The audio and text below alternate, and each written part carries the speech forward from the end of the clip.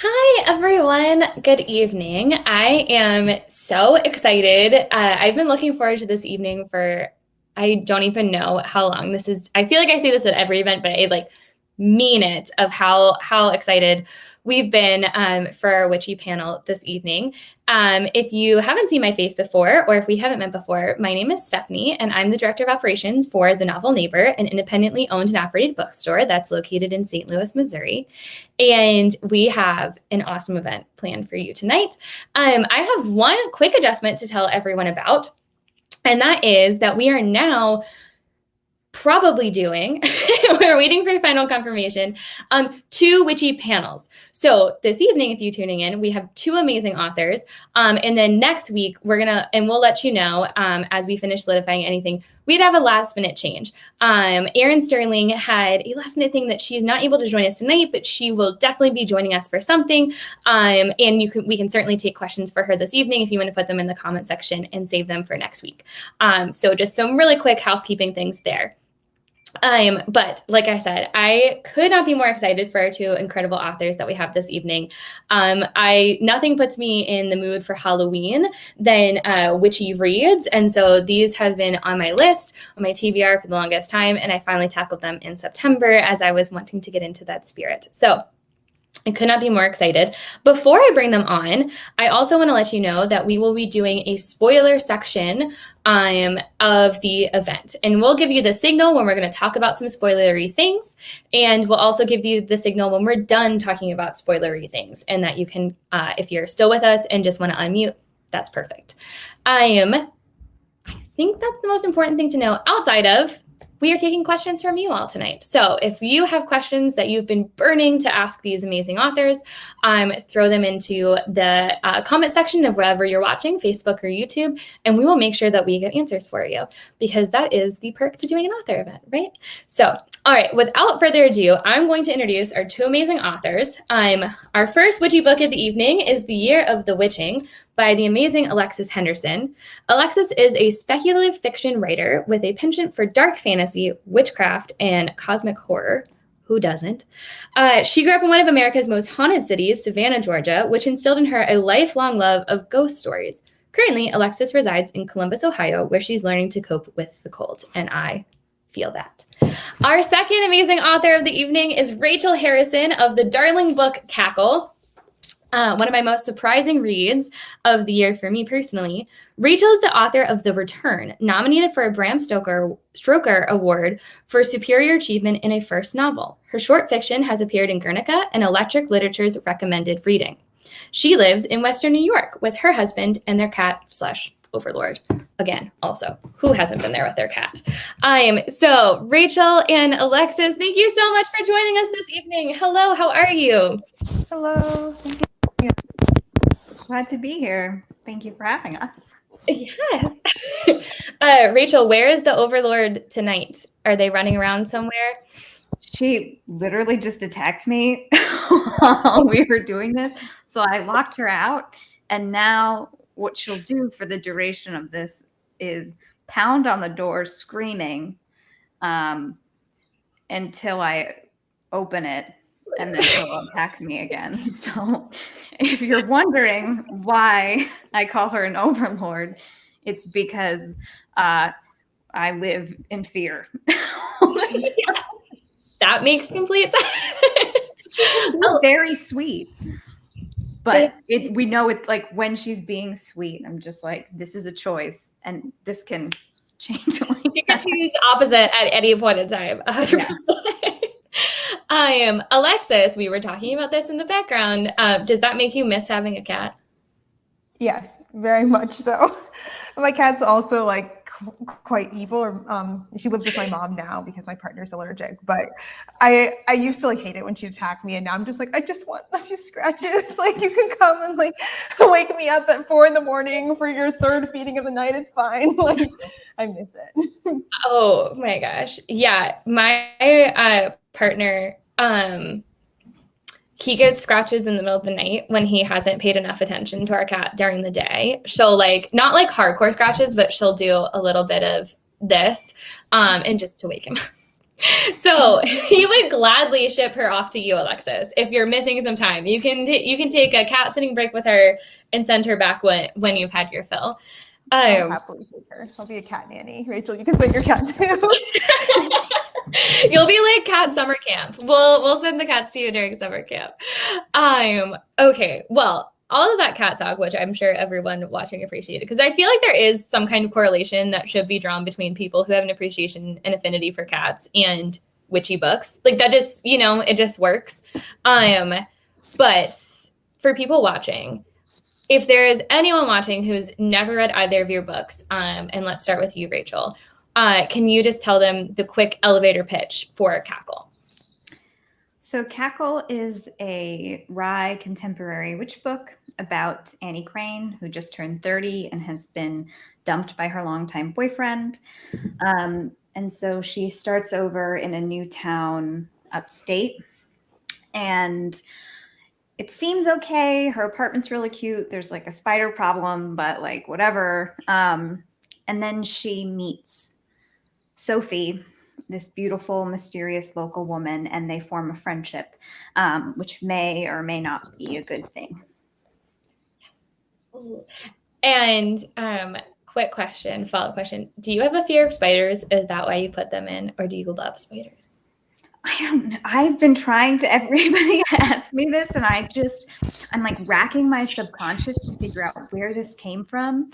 And the only real like nugget I could find was there's this picture of me. I must have been like 7, dressed up as, I remember this Halloween costume. It's like a plastic bag costume. It was Spiderella. And it's like a spidery, like witchy costume with like dramatic bell sleeves. And there's like pictures of me like descending my staircase. Like, and so that's the only thing where I'm like, maybe this was in my head from, my childhood. But other than that, I don't have a fear of spiders. If one's crawling on me, but as to why I put them in this book, I wish I could tell you. It's buried deep. So. Yeah, perfect. I mean, we'll circle back to talking about spiders, and I'll tell everyone more about that in a second. But there's a lot to delve into. Maybe we'll even uncover something tonight. Maybe tonight will be the night that you have the realization that you've been simmering on. Yeah, we'll discover what it is. Alexis will say something magical and it'll unlock the key, and you'll be like, that's what. Oh. All right, Alexis, if someone hasn't yet read The Year of the Witching, tell us the elevator pitch. Tell us what it's about. So The Year of the Witching is like a dark fantasy / horror novel, and it follows our protagonist, Emmanuel. She's a 17-year-old shepherdess, and she lives in this kind of cult-like theocratic town that's sort of helmed by this evil prophet who's just, he's not a great guy. And one day, Emmanuel's kind of lured into the forest, the forbidden forest that surrounds her home. And there she encounters the spirits of 4 undead witches who start to reveal really dark secrets about her past, her mother, the church, and then everything sort of unravels from there. And it's so good. Thank you. It is, yes. Like I said in the intro, this was one that I bought it in hardcover, and then I was like, I have to save this for the fall. Like, this is the perfect fall read. Like, I know why I was buying it then, because I was like, I have to own this book. And it did not disappoint. There was much to talk about, because it falls under the horror category for some things. And so our book club, when we used it for our book club, we were having a big conversation about when I first announced it would be our book club choice. There was a lot of conversation of like, how much horror can someone handle? Because I think there's different associations for people of what counts as the horror genre. And I want to kind of dig into that in a second, because also, Rachel, I don't know if you've seen that some people describe Cackle as a cozy horror. Have you seen that? Oh, I love that. I have seen that. Yeah. So I want to dig into how we feel about horror as a genre, and maybe Alexis, you can start, because when we were talking about it with book club, we were like, I hadn't finished reading it, but I was like, well, I'm pretty far into it, and I think it definitely has horror. I understand why it's categorized as horror, but I think for most people, it's very accessible horror. It's not something that would be incredibly overwhelming. There's definitely blood. I mean, that's one of the plagues that comes into play at some point in time, right? But yeah, how do you feel about that? Because it's also like dark fantasy. And so like, do you identify your book personally? Did you set out to write something in a genre and then it became something else, or kind of any thoughts around that? So when I first started writing The Year of the Witching, I didn't know what genre it was or even what age category it was. I wrote like the first, I want to say 2 drafts without knowing whether it was horror or fantasy, whether it was YA or adult, like not knowing. I just didn't really think about it. I was just, trying to tell the story. And so when I sold it to Jess, Rachel and I have the same editor, Jess, she's so smart, she's so brilliant. But when I sold it to Jess, Jess was like, oh, it's dark fantasy. And that was kind of what I was thinking in my head. I was like, yeah, that seems right. And then we published it. And the like kind of overwhelming consensus was that it was horror. And I thought that was really interesting because I kind of struggle to categorize what like horror is myself. And I really do think it's a situation where oftentimes it's like the readers who decide or the masses. Because, yeah, I think like it's hard to distinguish between a book with horrific elements and straight up horror. And sometimes it's hard even when I'm telling a story, like I'm creeped out, but if I don't know someone else's fear threshold, I don't know if the story I'm telling is truly horrific to them. So I think that's why so many books are almost like a case-by-case basis. Because for me, I actually have like really severe arachnophobia, and Ralph from Cackle is like the only spider apart from Charlotte and Charlotte's Web that I like. But if like a book has like any sort of like creepy like spider stuff, to me it's like automatically horror because I'm so afraid of spiders. But for someone else, maybe not. And so I think it really just depends. I don't know. I want to hear Rachel's thoughts on this. Yeah, Rachel, how do you feel about horror as a genre, and even maybe like the elements of Cackle being considered a cozy horror, which was a subgenre I'd never considered before? Yeah, I think generally horror fans are pretty open-minded and kind of so being within the horror genre, I don't really feel like part of me was a little afraid before Cackle came out because The Return is horror. Like my first book, like it's very neatly in the genre. But Cackle is a little weirder. It's a little bit more speculative. Like Alexis describes herself as a speculative fiction writer. And I kind of consider myself the same, where there's some sort of element. But it's tough because I think people like to have a genre and kind of know what to expect going in. But a lot of books don't fit neatly in one category. And I think, if you put something somewhere where it doesn't belong, somebody might be disappointed, or it might not get to somebody who likes it. So in general, I think horror is a broad genre, and I do think both of our books fit in the genre. But in terms of anything fitting neatly anywhere, I think the lines are always kind of blurry.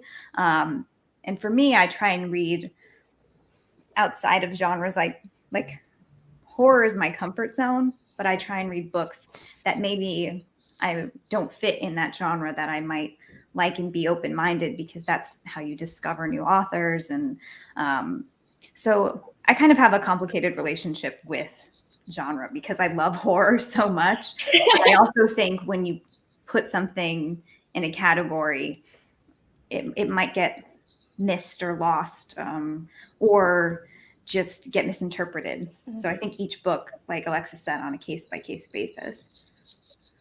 Well, and so that's so interesting as a bookseller, because I like being able to describe it as cozy horror, because I think horror can sound so jarring potentially to someone who doesn't read in horror. And maybe I think for most people, their understanding of horror is like Stephen King and like It, or, some of these things. And they're like, well, that's very scary. And then not all horror has to be straight up scary. And to your point, Alexis, it just depends on what is scary to you. If you have severe arachnophobia, yeah, Cackle might not be the book, although arguably I think anyone who is scared of spiders can can make it through Cackle. And I think it will help you, actually. It helps me. I love my unslept plushie. And yeah, too, the Year of the Witching, like, I don't know if either of you is familiar. It's something where like Storygraph, which is something that we've been really trying to tell our customers about, which is basically like a better version of Goodreads, allows you to tag more specifically like what would be a content warning and tag it at levels. And like that's how we were able to help people sort through whether this worked for them, because it was like there's mild discussion of animal sacrifice in the Year of the Witching. Like, is that something that you can handle like mention of? Like, it's not super, and like it helped people kind of level set on like, oh, this is for me, or like it's at least worth me giving this a shot. And if it's too much, I can always put it down. Which I think people always need the reminder too, that like not finishing a book doesn't have to mean that it was a bad book. It can just be not the right book for you, or we can just tell you what parts to skip over.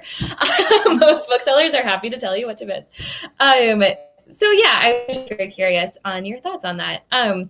But something that I meant to ask earlier, and I'm glad you brought up that you have the same editor.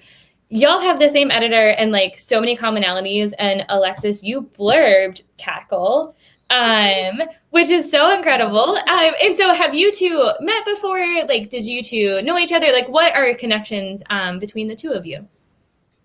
Just events. Yeah, just events like this. I feel like I've met Rachel. Though, yeah, it's very weird. Fourth event? I think the first time we had an event, just the two of us talking about the Year of the Witching. Yeah. But and then there was another after that, right? We're going to keep doing this. Yeah, I love it. So you're like longtime readers of each other's works and like not first time callers, but we round you up for events. That's so perfect. Alexis, do you remember like how you felt the first time you read Cackle? Loved it. Absolutely loved it. have been looking for years for something that like stirs in me the same feeling that I got when I first watched Practical Magic, and this was it, but like even better. I love Cackle. Like I love it. Absolutely loved it. Yeah. And then I don't want to spoil anything because I know it's not the spoiler part, but the part with the bones, I'll just say the bones. like I felt nauseous in a very like the best way. I was just loved it. You're like happy and nauseous at the same time. Yes. It's such a weird feeling to have of like I'm so into this and also deeply grossed out. Like right. It was the best. No, I thoroughly enjoyed it. It was exactly what I needed to read. I actually read it when I was having like a really bad reading and writing slump at the same time. And I was on deadline. And I told Jess, our editor, I told her like, I'm going to read this book, obviously, but like I'm behind on everything. And I picked it up and I was like, I don't know, I think it was like a few days from a deadline. Long story short, I think what happened was I ended up finishing your book on time and blowing my deadline. Like in part because I was reading Cackle, but I was like, I just couldn't put down I loved it. She was my first blurb. So it was a whew. Oh, really? Yeah. Oh my gosh. I love that. Yes, just in case anyone's wondering, what Alexis's blurb for the book is Ryery, dark, and deliciously witchy. I loved every page of this gripping feminist tale. And I will say that's one of the reasons that I picked it up, because I think you had the blurb on the arc. I'm pretty positive, or at least it was out in the universe, that when the arc came in, and I kind of said this at the beginning, I was like tasked with finding, I love witchy reads. So it was like, Steph, go find us what your like witchy reads of the fall are. Like, what are you going to, care deeply about? Because last season, I read The Once and Future Witches and like went on just like all of October. It was like a customer couldn't walk in without me. They could have said nothing that showed that they were remotely interested in Alex Harrow's book. And I would have been like, but have you considered this? Like, I really think that you need to consider this. And so they're like, what are going to be your books this year? And I was like, I'm ready. I'm going to start reading them. And oh my gosh, I picked up Cackle and I was like, guys, I don't even know how to describe this book. Like, it is just, it's just like so incredible and caught me totally off guard because, and again, we'll get to the spoiler parts because I didn't know who was going to be good. I didn't know how I was going to feel. And then we've been talking about how amazing Cackle is, and I'm sure, Rachel, you have thoughts on the Year of the Witching. Like, Alexis, the Year of the Witching is like perfection. I was like, this is like the Salem witch trial book that I like want in my life. That's such a deeply original take on that, which I think is very hard to do with the amount that we have out in the world on Salem witch trials, which like I can always have more. But I mean, let's just take like 2 seconds, Rachel, to more than 2 seconds. You can have as much time as you want to talk about. Tell me that. We'll be here for days. I mean, it's so good, right, Rachel? Like, it's just, it's a special book. It's just a special book. It's a classic. Like Thank you. when you're reading something and you're just like, this feels like, and this is going to sound cheesy, but it's like literary history where it's just like, this is so special. And like, I want to read this every fall. And it just felt so fresh, but like with these elements of all these things that I love, like, you know, obviously like the Salem element, and then the witches, the like design of the witches. I don't know if design's the right word, but it was just, and it's just like a classic hero's journey, but it just, yeah. Thanks. Now this is the part where I just start to just blabber because I'm not very articulate about things that I love. But yeah, it's just all I can say is it's just special. It's just Thank special. you. Thank you so much. No, it means so much because I look up to you so much, like as just like an author, just a person. So that means the whole world to me. Thank you. and this is why it's so cool to get to see authors talk to each other. Like, there's so much of me who's like, oh, I can't wait till we go back to in-person events. But like virtual has opened up this whole possibility of just being like, hey, can you jump on this call at like this time and like talk to each other? Like it's a very fun way to kind of reframe how we're having to do these virtual events for everyone to be safe. I want to go down our witchy track for a little bit and really just, I guess the question is mostly like, what was your, first of all, first question, did you always know you were going to write a witchy book? Whoever's ready to answer first. Like, was this always a goal, or is this just something that kind of the idea came to you? And then as you started to put pen to paper or fingers to computer, it kind of came about that way. What happened that these books came into existence? Alexis, you want to take this? I can't. I'm thinking. I'm like, I think I've always wanted to tell stories about people who dabble in magic, or, you know, maybe people who have magic dabble with them. You know, in the case of horror, I feel like it's often the latter, where, you know, people are kind of preyed upon by the forces of magic. So I think it was sort of inevitable that I ended up writing a witch book, but I didn't expect it to be my first book or my first published book. And so that kind of, it was really fun to kind of have that space to explore and try to kind of find my own spin on the whole witch thing. And so I definitely did some research because the Year of the Witching is like inspired by the Salem witch trials. And I did like do some research into kind of the ways that witchcraft is practiced in our world as a way to sort of build my own magic system. I wanted it to feel definitely familiar, but also kind of its own thing. But yeah, I think that was kind of like how I initially approached the whole witch thing. I knew when I started the Year of the Witching that it was going to be a story about a girl dabbling in witchcraft, but I didn't know that I was going to write a witch book from like the beginning. I kind of just wanted, I just like magical debauchery, you know? Like, I love people messing with magic and then it gets out of hand and they're like, oh crap, what am I going to do? It's like one of my favorite genres to read and write. So yeah. Yeah, it gets real out of hand. I mean, for people who have already she brings on the like 4 plagues. That's so good. It's not her fault. The climax of that book, I think about all the time. One of the most satisfying climaxes. Yeah.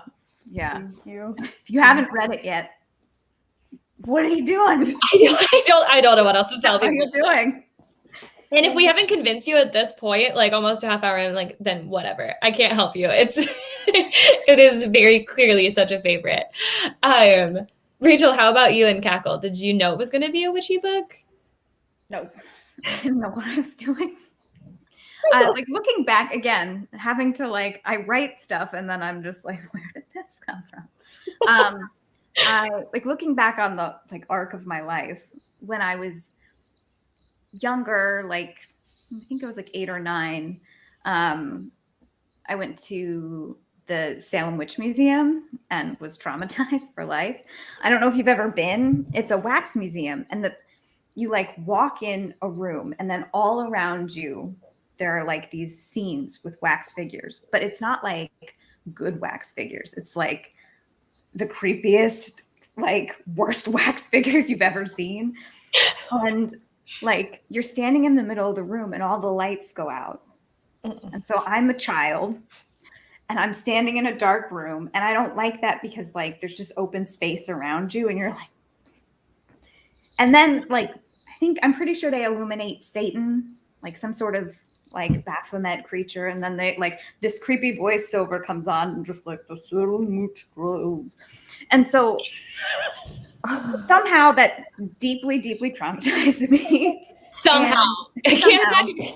But I became obsessed. It's like everything in my life. If it really rattles me, I'm like, I need to know everything about this.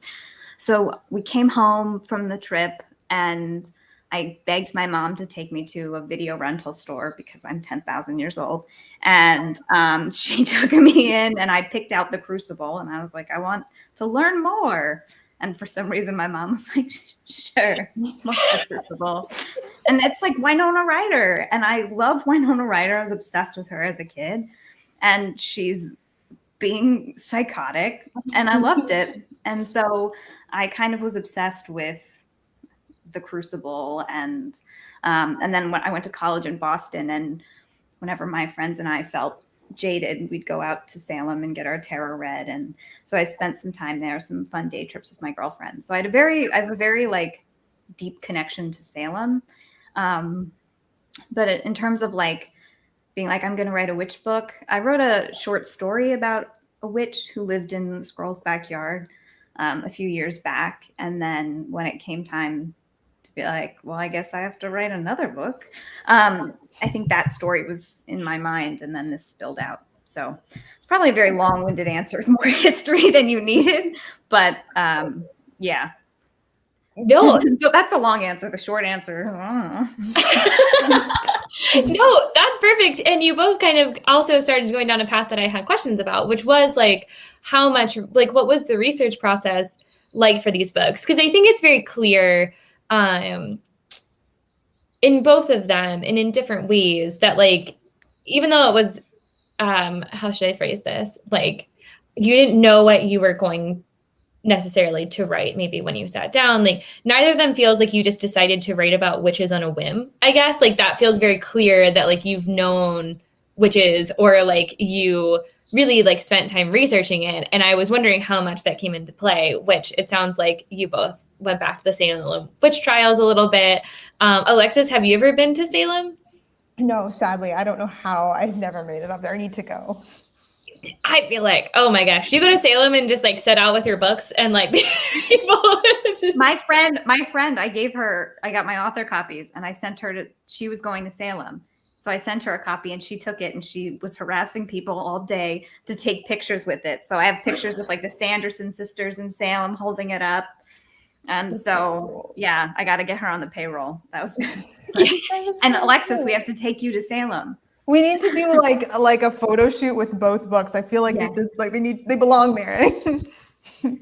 Well, and this is probably so silly that I just like realized this more recently, but I guess I had learned so much at one point about the Salem witch trials in particular, and I didn't realize, again, why would I not? I guess I just hadn't put thought into it maybe, that like around the world, there were like other versions of that. Like I recently went down like a path of like, Rachel, you're saying you get obsessed with something. And it's like every year I find like something new within like the witchy genre to like go on an obsession about. And so this year I was finding out what happened in like the Ireland witch trials. And have either of you come across that? Or did you stay more on like North American witchy stuff? I stuck to North American, but I was aware of the other witch trials, even heard about witch trials that like happened in like Africa and stuff. And it's kind of interesting almost from like a religious persecution angle as well to see that cycle repeated. in like so many different countries, continents, cultures, time periods. It's really troubling in a way, but also like quite fascinating. And I would love to like read a witch trial novel that was set in like a non-American country. That would be like so cool to read. Or to write. I feel like I'm done. Yeah. But I would love for someone else to. I'm thinking of like authors. I won't name any names. I don't want like any pressure on them. But like I feel like there's so many authors who would tell a really interesting witch or like a non-American witch story that I would like love to read. That would be really cool. That's definitely the next episode. I just read The Lighthouse Witches by C.J. Cook. So that's how I went down that path. Yeah, it takes place it talks about the witch trials in Scotland. So that's a really beautiful book. She's a very atmospheric writer.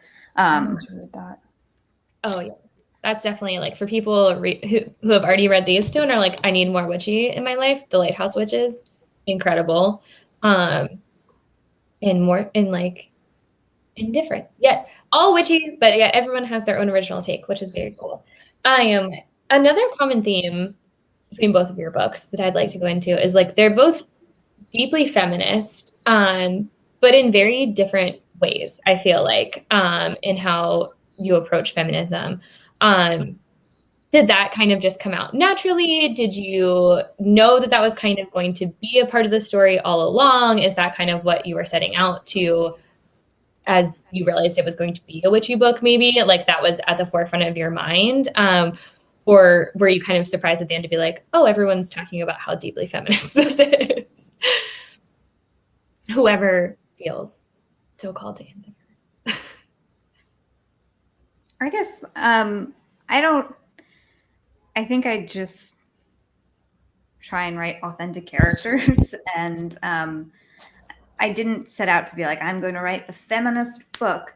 I just write from my own perspective. And with Cackle, I wanted to write kind of, this is me being angry at all the fairy tales and Disney movies I watched when I was younger, where, that kind of brainwashed me into thinking a happy ending was finding romantic love.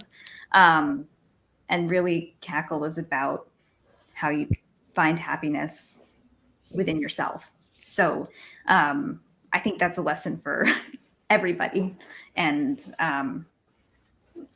yeah, I think the Sophie character is a little bit more gets into the persecution of witches and things like that, and how women are perceived and treated, and also just the whole like old crone idea of the witch, which Alexis kind of deconstructs in her book too, where it's like, witches are kind of these like women who live alone in the woods. And so they're like undesirables, and kind of flipping that on its head, and them not wanting to be desired, or just really not giving a flying F.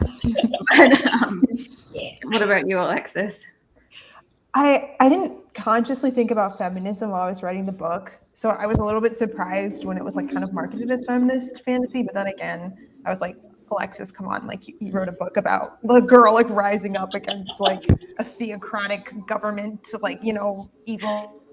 So I should have known, but I think so much of it was just that like the Year of the Witching was inspired by some of my own experiences. I was like briefly, growing up, I was briefly involved in like a fundamentalist Christian cult. And which was like very anti-feminist. I mean, they were self-described patriarchal. That's how they described themselves. So I think that almost when you're writing anything from that angle that's like anti-patriarchy, of course it's interpreted as feminist. And yeah, I'm comfortable with that title. But I also agree with Rachel that like I think that the themes in the book kind of are applicable to everyone, I would hope, and that, and that's something.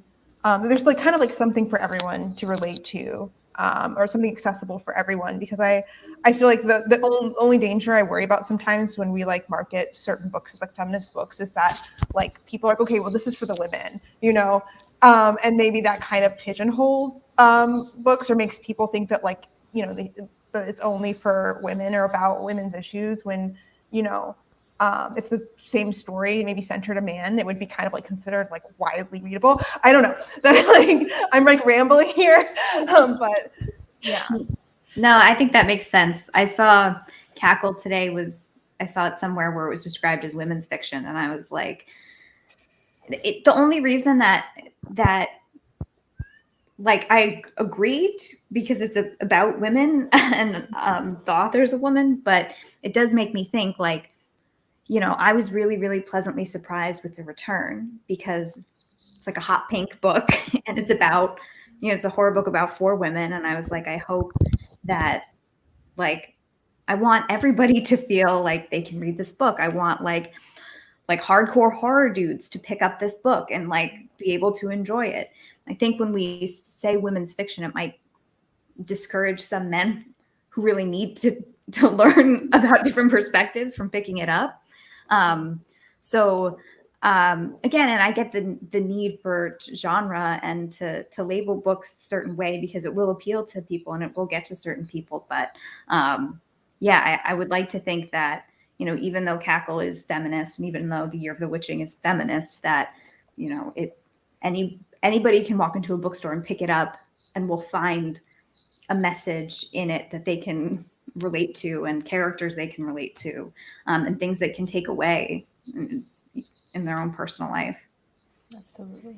100%. I immediately thought of women's fiction when we were talking about genres earlier too, of like, and it's so helpful in some ways. And so like, I feel like maybe harmful is not quite the right word, but like, it really is hindering, maybe is the better word in some ways, of like, this is really like, these are books that anyone can read, like you said, and get something truly incredible out of. And it's an amazing reading experience, and we'll get to spoilers soon, but it's like for Cackle, like halfway through, like for most of this book, you're like, they're in a haunted house. Like, how am I supposed to feel about this haunted house? How am I, you don't have answers for a while about like Sophie, and like, obviously she's witchy, and like, you're trying to figure out like what's going on with her, how you feel about her, how you're supposed to feel about her. She has a weird vibe with the townspeople and you don't know like what those interactions are for, why. And so it's like, there's so much there. And especially, but I want to go back to the comment you made of like, I think that's why I was so surprised by Cackle,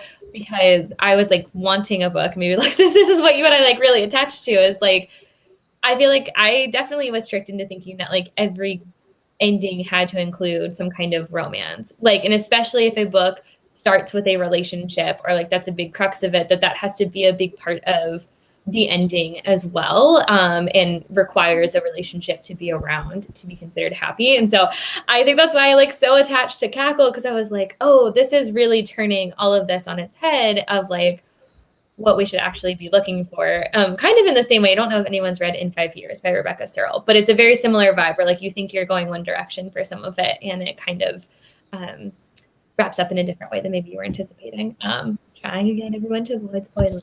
But so before we get into spoilers, which we've been promising for a second, I have one more question to ask. And that's just, did you have difficulty writing a particular character at some point during it, to like, were you into writing one and then be like, I don't know where to take this character, or I'm having a hard time liking this character? Did that happen for either of you when you were writing your books? Alexis, I think you've talked about how one character is giving you a hard time. Yeah. Thank you. I had trouble with Ezra. Oh, yeah. Is that the one you were thinking? I think that's Yeah, I'm thinking of Ezra because as she's saying, like, it's so great that you don't have a romance. I'm just like, well, I'm a hypocrite because I read your book and I'm like, Emmanuel and Ezra.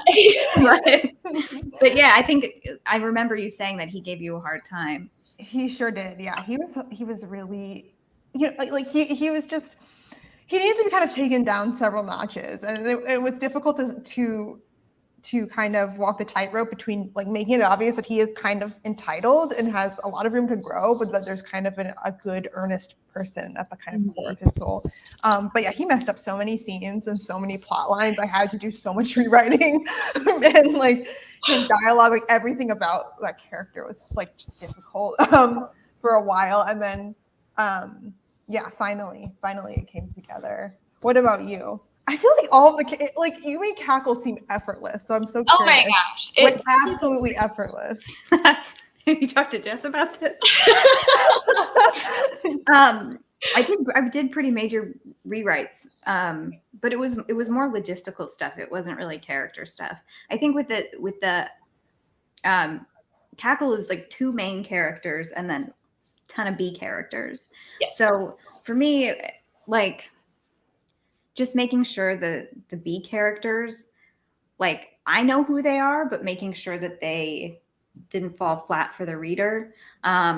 Just because so much of the book is Annie being Annie and Sophie being Sophie.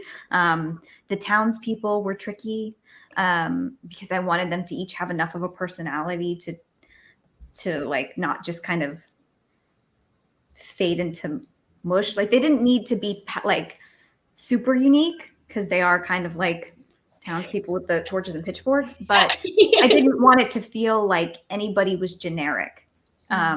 So just getting enough on the page, I think, was the trick to make them feel real enough, not cartoonish, but not flat. That makes complete sense. So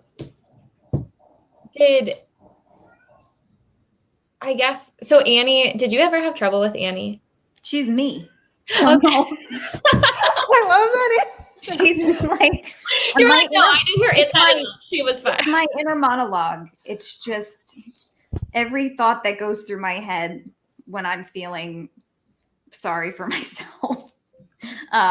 Yeah. So yeah, well, she wasn't hard at all. I cheated. I was just straight up cheating.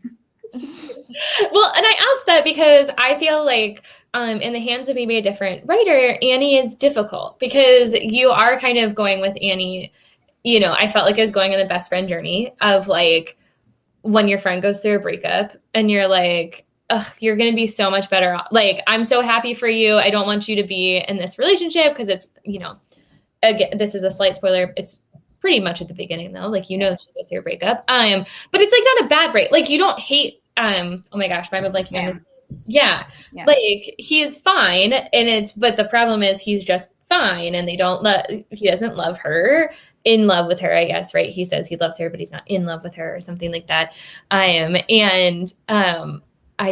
She's done so well. And I have like it felt like it rode a very fine line of like portraying like what it feels like when we go through a breakup, which I know when I've gone through breakups, I've been very annoying. I'm sure my friends at some point have been like, shut up. Like, you're fine. And so that's why I was asking that, because I was like, oh, Annie is deeply lovable. Like, and I didn't have trouble going through her. Like, of course she's still upset. She just needed to be funny about it. Like, even when she was sad, which is kind of like me, like, even if I'm like down and out, like really upset about something, I'll still find some way to make a joke about it. Because that's my coping mechanism and that's her coping mechanism. So I didn't really think about it because I just put it on the page, but I did on a later version read it back and be like, I hope people understand the reason, like, why she is the way she is and aren't too hard on her. I think a lot of our inner monologue, if we could listen to it, we'd be like, oh, hun. So I wanted it to feel genuine and real, but I also, you know, didn't want it to just be like, she did have to wallow for the arc, but I didn't want it to be, you know, 2/3 of the book where she's just like, well, it's me and my life. Even though that's kind of what I'm like. Well, and I think this is the perfect time. I want to make a comment warning everyone, we're going into spoiler territory. So we're going to talk as if you finished the book. I'll give you a second. I'll thumbs you up when we're done talking about spoilers. Give me 1 second. Ralph makes her so lovable. Like, I was just like, I mean, she's already lovable. Ralph doesn't make her lovable. I shouldn't say it like that. But it was like, oh, the way you brought in Ralph. I was so concerned at some point when he comes back. I was like, I swear, if I am reading, like, which I think is a testament to you as an author, where I was like, could she do this to me? Like, have I been led down the wrong path? Where I was like, like, is this going to turn into they get back together? And she really is going to have to sell me on why they need to get back together. Because I'm out. I don't want them back together. And so I was so concerned. And then I was like, oh, she did this so perfectly. But like when Ralph cries, when she goes to pick up her cell phone, like it's brilliant, Rachel. It's brilliant. Oh my God. Well, I will say the one thing I have in common with Sophie, and part of the like personal aspect of the book for me, is I'm very much the like dump their ass friend, where I'm just like, why are you with this person? Like, come on, like, what are you doing? And so, and I've done that in several friendships to the point where it's caused an issue because they'll either break up and get back together, and then I have to be like, or it gets to the point where they're like, you need to respect my decisions, which is something that like a boundary that I had Annie set with Sophie, which is like, maybe you're right, but like, I need to make this call. And Ralph is kind of like a part of that. I don't know where he came from again, but yeah, it's just, you know, he's kind of part of Annie seeing this possibility where, you know, there's different kind of relationships you can get fulfillment from in your life, you know, whether it be friendships, relationship you have with yourself, or pets. Not mine though, because I just get scratches.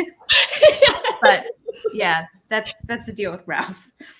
Oh, he was just so great. And I think you said this about Alexis's book, and this is definitely something we need to talk about.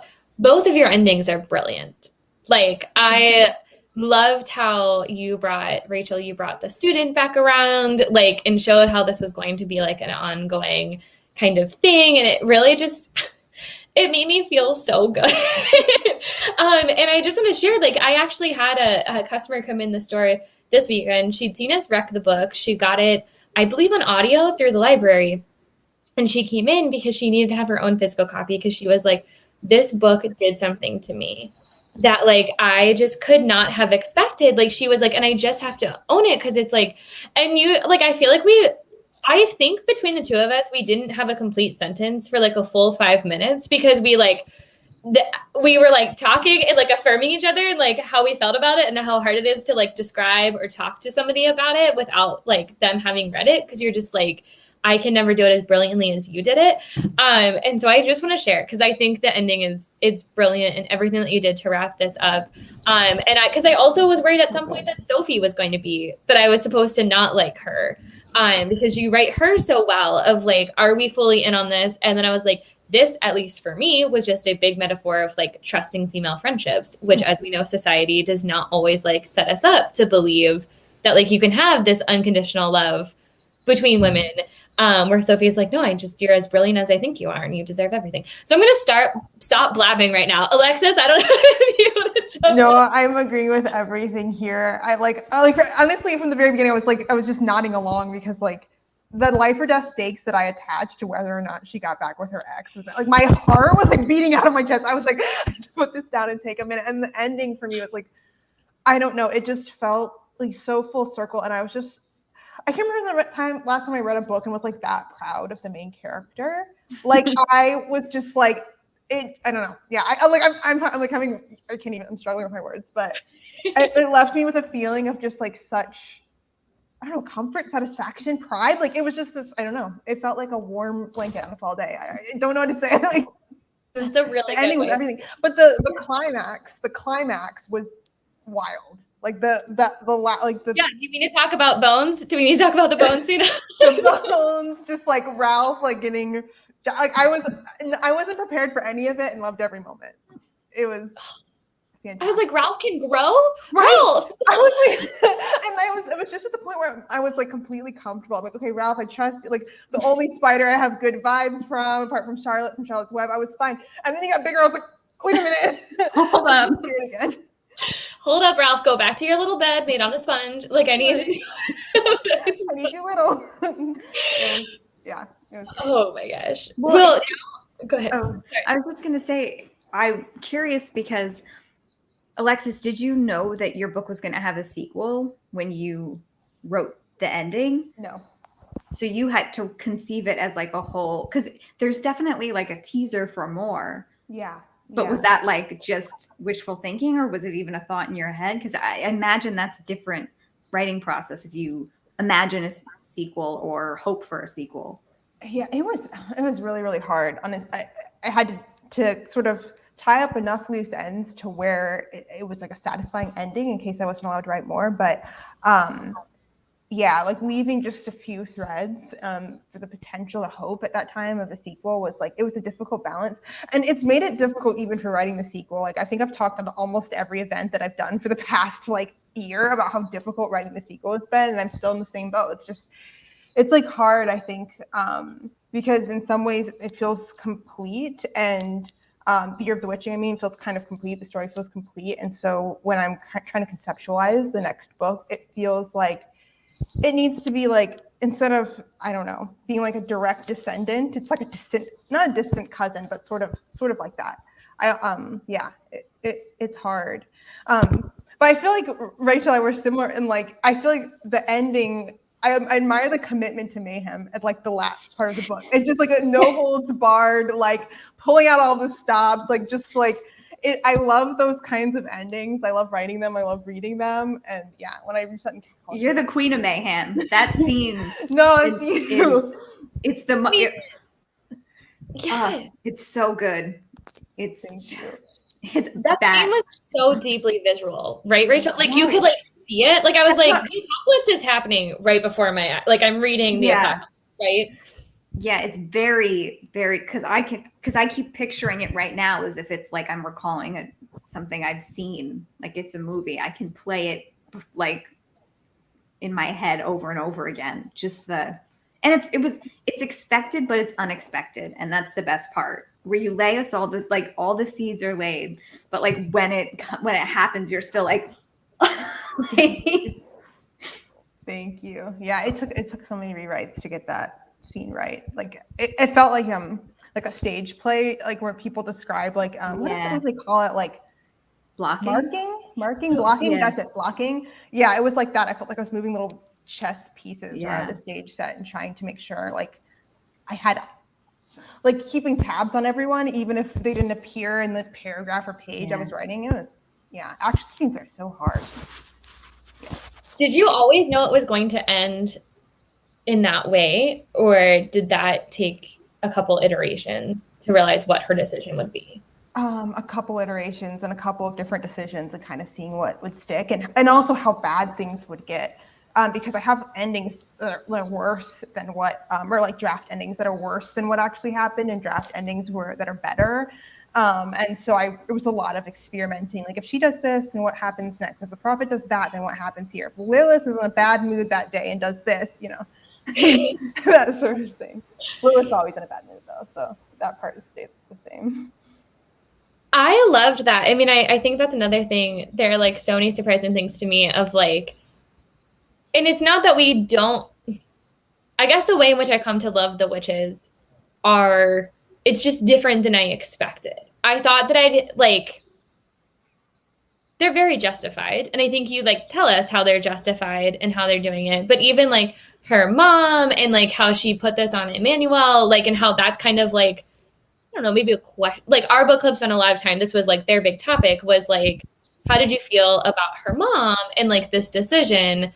And like kind of following the emotions that Emmanuel went through of like realizing what her mom did and the position that put her in, and like how much she cared about the town in a way that she was able to keep on caring about the town in a way that her mom wasn't. Granted, her love of her life was not burned at a stake, and that would make anyone feel that way, I think. But it was just like so unexpected for me of like, yes, we get a backstory. Yes, they're justified, but also like kind of the witches are like burn like a little bit, right? Like, that's such a refreshing take to me too of how you like. I guess it just seems like it would have been very hard, and you did it very well of like to create these complex emotions for the reader around the witches in the dark wood. Thank you. Yeah, it was. I knew they weren't heroes, but I wanted them to be sympathetic and more right than the prophet. Like to me, their anger felt justified, but very miscommunicated and kind of expressed in a way that at times was violent and maybe unfair. But they've also had a lot of terrible things happen to them. So I felt like yeah, their expressions of rage to me felt so human and raw. But sometimes I am surprised by just how much people sympathize with them, because I thought they would be more villainized, or the reception would be like more harsh toward them. But I get it, because I'm like, if I had to pick a side, obviously, you know, I'm with Lilith. Something that's really special about Alexis's book is it just presents female rage unapologetically, and it was very inspiring to me to see that, especially with the mother character, and her name is escaping me right now, but she's mad, and like that's it. Like, she's justified in being mad. She doesn't have a moment where she comes like, has this like, you know, I'm not angry anymore, everything's fine, like all is forgiven. And the same with the witches. And I think it's very rare to see that in fiction, and that's something that really struck me and stuck with me and really inspired me from The Year of the Witching. And I think it's hard to do, to successfully pull off characters who have nuance, but, you know, make choices that a lot of times we don't see women in fiction making, and just, it's bold and it's special. Thank you so much. That means so much to me. Thank you. Yeah, it was I think I was venting a lot in that book, you know, like letting out a lot of my own anger, and I am grateful to the story for giving me like an outlet for all of those feelings. I feel like so many women are just carrying like this anger that we don't know what to do with, and it was cathartic to kind of like channel that into the witches and Miriam, and kind of see the complication that creates when it comes to Emmanuel inheriting all of that. Yeah, and I feel like, Rachel, I'm sure maybe you would agree or disagree with this, but I feel like that's like, you feel like you're reading an epic cathartic read. Like, I was like soothed at the same time that I was like, what is happening? And like everything is going to go into complete like again, the ending of all endings. But it was so simultaneously cathartic. And I definitely was at the point where I was like, no matter what she chooses to do about it, I think I'm like 100% supporting her. Like, obviously we read, only one ending, but I was like, I'm in. Like, whatever she does, like I'm in. I'm done. I'm good for her. So I was very much Team Sophie. I was like, I don't care. I don't care what she does. Like, no. And Sophie also was like a character. I feel like she really grappled with that like female rage, anger. And hers, I think, was so she held back for so long. And then this, like, when you really see, like, I loved it. I absolutely loved the way that you grapple with that in Cackle, and I felt like it was so well done.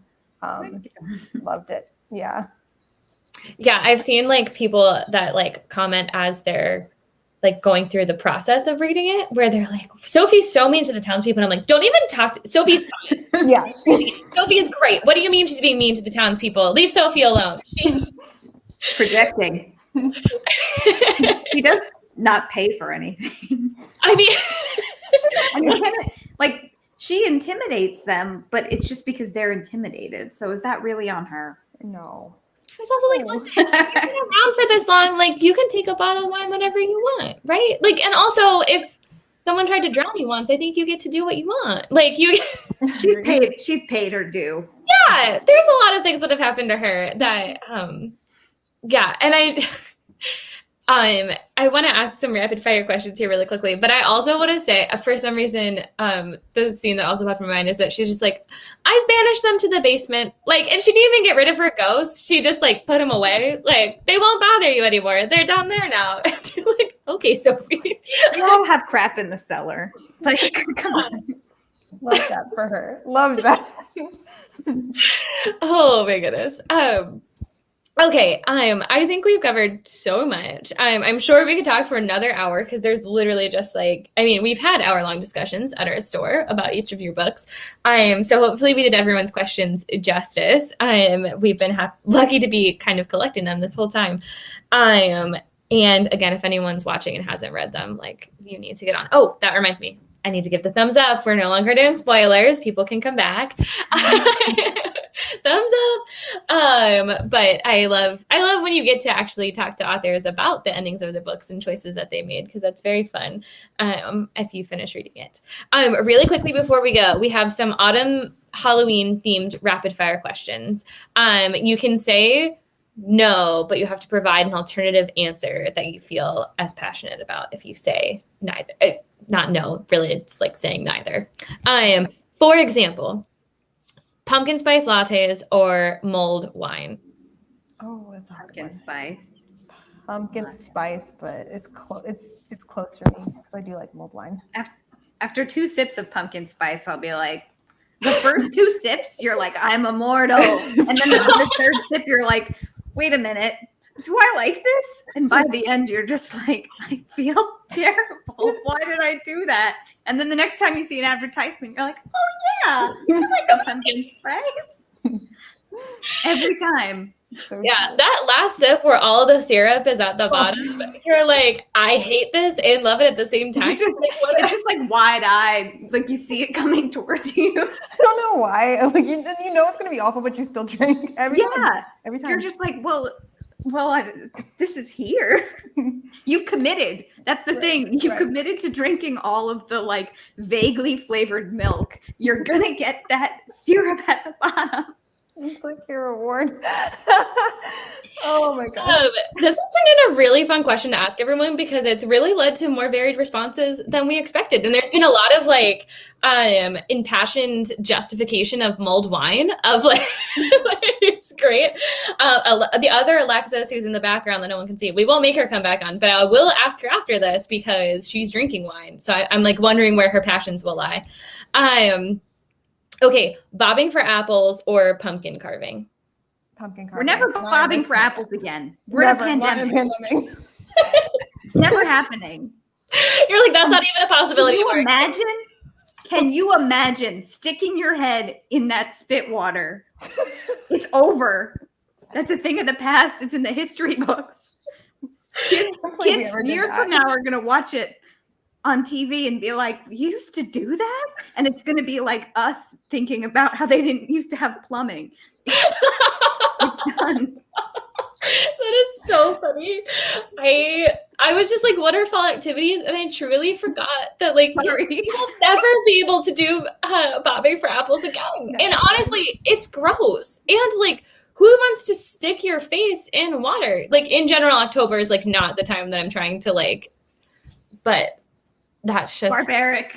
So wow, that was more entertaining than I even thought because what's hilarious is that I read this question out loud to somebody else too. And they were like, yeah, that's a great comparison. Oh my gosh. Okay, Frankenstein or Dracula? Dracula. Got a soft spot for Frank. Oh. What about you, Alexis? Oh, Dracula. So fast for Dracula. I was ready. I love Dracula so much. I think I have like 2 to 3 different copies of it. My cat ruined one, but yeah, love it. Love Dracula. Do you love all vampires or just Dracula? Yes, actually, I'm coming fresh off of a Twilight rewatch. I rewatch it like twice here. So I'm my second rewatch of all 4. And I love anything with vampires. Yeah. Alexis, so when we were on our call, when our first meeting, at the end, you're like, I really want you to write a witch book. And then I was like, I did write a witch book. I would really like you to write a vampire book. I have adjacent up my sleeve, something adjacent up my sleeve. Thank you. Thank you. So I love anything with, anything.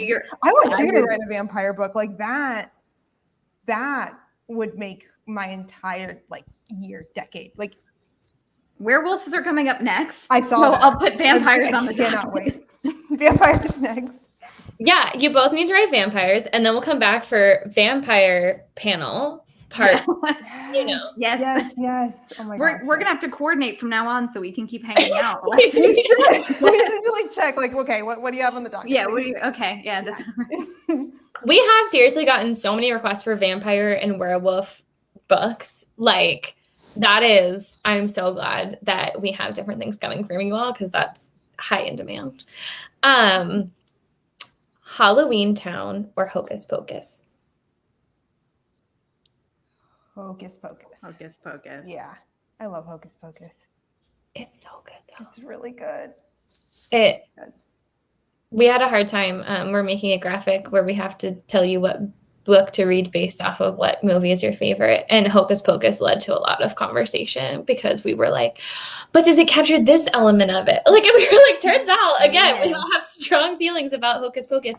But, I mean, we love Debbie Reynolds. We have to love Halloween Town, right? But it's okay. I'll ask Rachel to talk about, because X-Hex gives me big Halloween Town vibes. I don't know if anyone else has read that yet, but that feels big Halloween Town vibes. So we'll get there.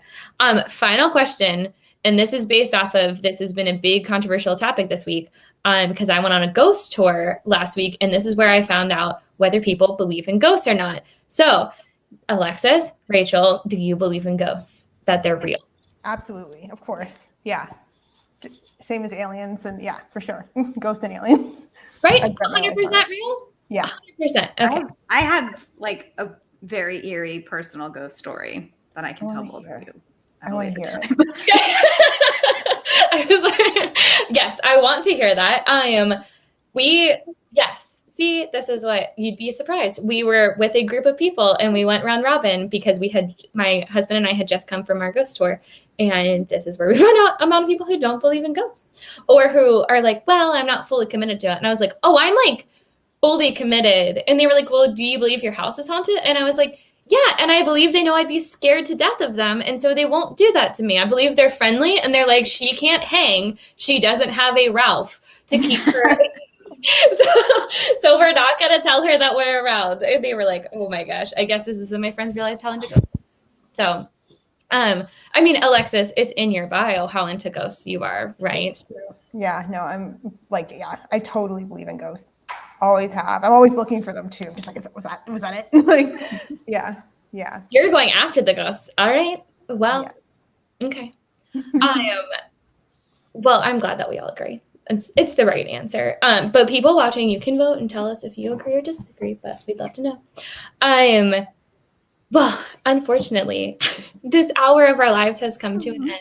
I just, before we sign off, do either of you want to say anything else about your books or each other's books? Buy Cackle and read it. It's perfect this season. You have it's perfect. It's perfect. Actually, I probably should reread it. I was looking for a fall book. I was thinking like I would try something new, but actually like having done this event, I'm like, I think I just want to reread Cackle. Now I'm just like, I'm going to like screw all my responsibilities. I said last year, I was like, this is going to be my tradition. And I was going to wait for a Halloween weekend, but I might crack open The Year of the Witching because I feel like it's perfect for the season. It's perfect for any time of the season. And it's just a wonderful, wonderful book. Thank you. Talking about Cackle. I think everyone should read it. Everyone should read both of these books. You're both amazing. I cannot thank you enough for agreeing to do an event with us. I know so many people have been looking forward to this because like we've told both of you, you're all over everywhere. You're all over our social media, all over our bookstore. We are constantly selling your book.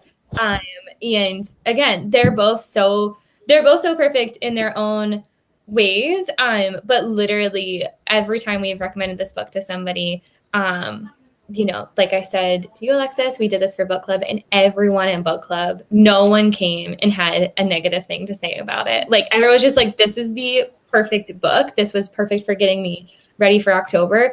And like I said, Rachel, we had a whole customer, we had a whole experience of and that has been happening so often.